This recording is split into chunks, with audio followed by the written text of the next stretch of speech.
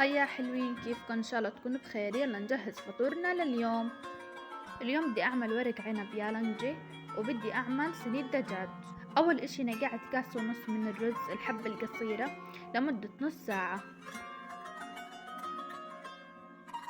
بعد ما نقعت الرز لليالنجي رح اضيف البقدونس والنعنع الاخضر والبصل والثوم، ورح اضيف كم زر بندورة وافرمهم بالفرامة فرم ناعم.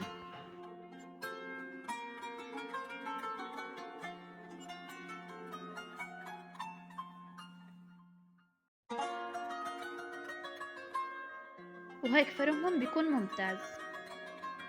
بعد ما مر نص ساعة لنقع الرز وخلصت فرم التتبيلة، رح أضيفها على الرز وأخلطهم مع بعض وأضيف عليهم البهارات.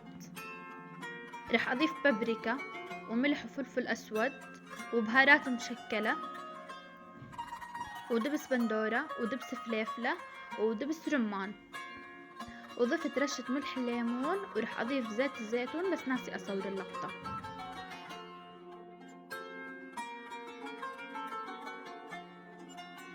وبخلطهم مع بعض.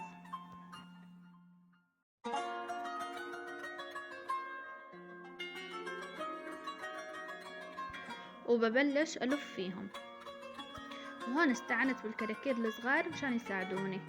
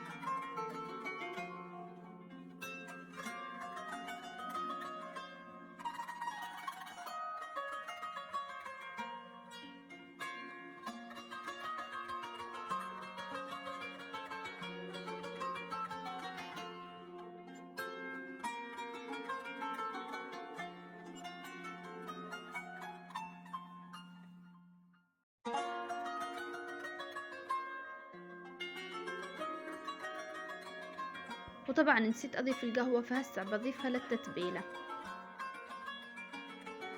وهون بعد ما خلصت لف الكمية كلها ضفت بقلب الطنجرة بطاطا شرائح مدورة، وبعدين بضيف كمية ورق العنب يلي لفيتها، وبعدين بضيف لها المي والزيت وبحطها على الغاز. هون ضفت عليها ملح وزيت الزيتون ودبس الرمان، وراح أضيف كم حبة ثوم بس نسيت أصورها، وبعدين أثقلهم وأغرقهم بالمي وأشغل عليهم النار لحتى يستووا. اما هون بدي ابلش بصينية الدجاج. اول اشي رح اضيف شوية سمنة، اضيف عليهم ورق غار وقرفة وهيل ولومي، واضيف عليهم كمية الدجاج، وهون رح اضيفهم بالمي وفلفل اسود وبهارات مشكلة وبهارات الدجاج وبهارات الكاري على الدجاج، وراح اترك الدجاج لحتى ينسلق ويستوي معي. اما المرحلة الثانية فرح اجيب بصل اقشرهم واقطعهم شرائح،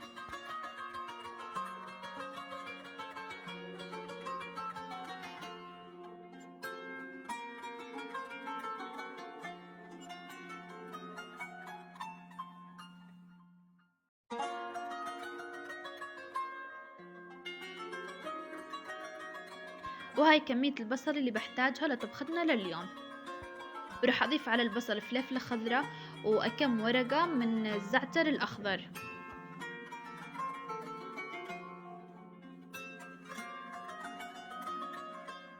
وراح اضيف عليهم البهارات اللي هم ورق غار وقرنفل وهيل وقرفة ولومي وبهارات مشكلة وبهارات الكاري وملح وفلفل اسود، وضفت زيت الزيتون.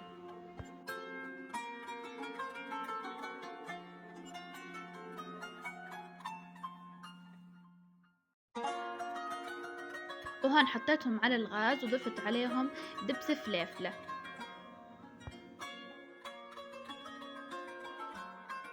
وهون رح اضل احرك بالبصل لحتى يذبل.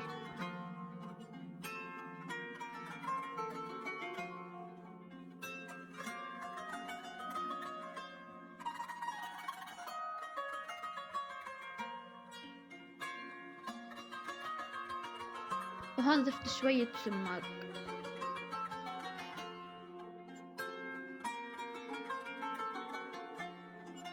هون بعد ما ذبلت البصلة معي رح اضيف عليها الدجاج، وبعدين رح اضيف عليها مي من اللي سلقنا فيها الدجاج، وبترك الدجاج مع البصل لحتى يستووا تماما، وبعدين بشويهم بالفرن. وهيك بتكون سفرتنا لليوم جاهزة. بتمنى تكون عجبتكم، وما تنسوني من اللايك والاشتراك. سلام.